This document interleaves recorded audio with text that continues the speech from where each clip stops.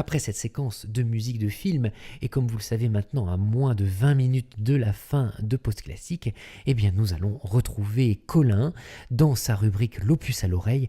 Bonsoir Colin, il me semble que tu nous parles de Liszt ce soir. Salut Mickaël et salut les mélomanes. Pour cette rentrée, on va partager ensemble un moment de poésie et de douceur avec le très célèbre Tireli-Pimpon sur le Chihuahua. C'est pas du tout ça, mais qu'est-ce que j'ai foutu de ma fiche moi ? Avec le très célèbre Rêve d'amour de Franz Liszt.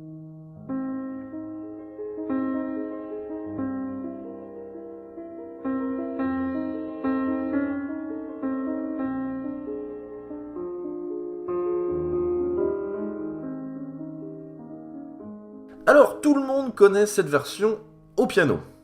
Normal, hein, après tout, on parle quand même de Franz Liszt. Hein.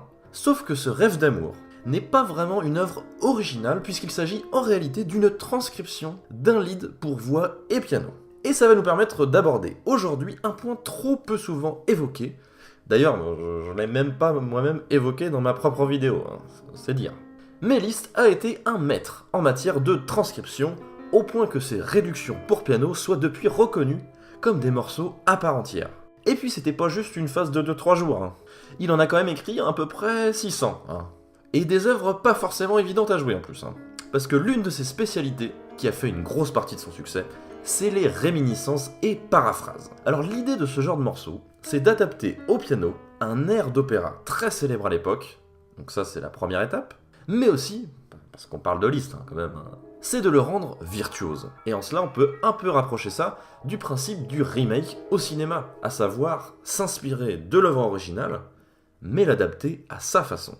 Je peux vous citer quelques réminiscences. En plus, j'adore ce titre. Réminiscences, pour moi, ça m'évoque un petit peu Liszt, qui se rappelle, qui se souvient de l'opéra qu'il a écouté la veille, vous voyez ?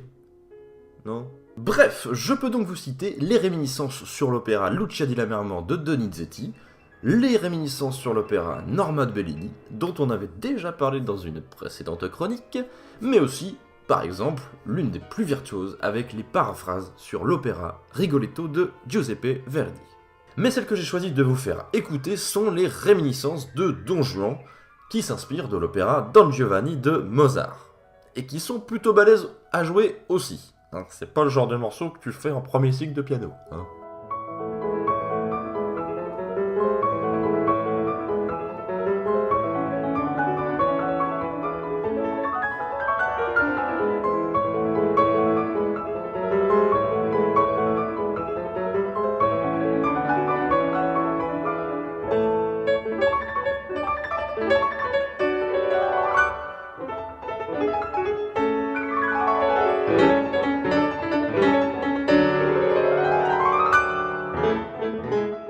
Et le truc, c'est qu'en plus de transcrire des œuvres de nombreux compositeurs, Liszt avait pour habitude d'arranger ses propres morceaux, comme c'est le cas avec notre œuvre du jour, Rêve d'amour.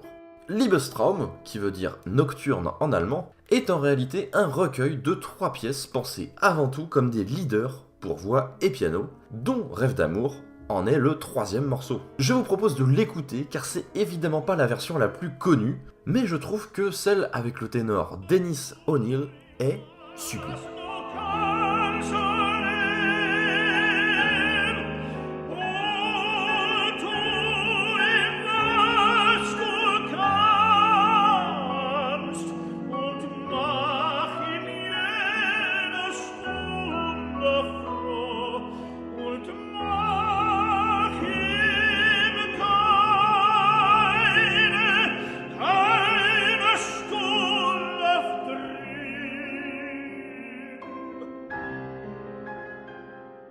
Liszt a donc sorti en 1850 la version lead, mais très vite, la version pour piano seule avec. Comme quoi, il avait tout de suite eu l'idée d'en faire une transcription.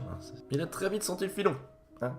Et c'est devenu très vite un immense tube, et un morceau très apprécié du compositeur, notamment par les jazzmen curieusement. Pour ça, je vous propose ma reprise préférée, c'est la version manouche de l'éternel Django Reinhardt.